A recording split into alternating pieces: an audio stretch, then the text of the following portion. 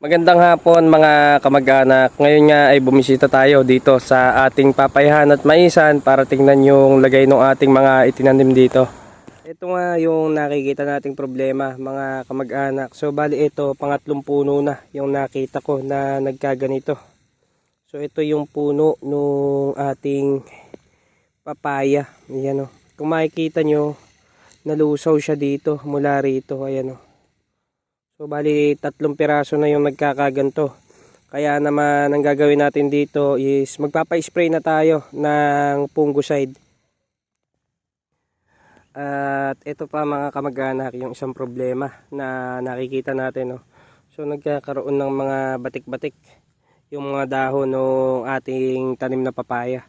Yan, kamukha nito. Yan, kamukha nito mga kamag-anak ko. Tingnan nyo.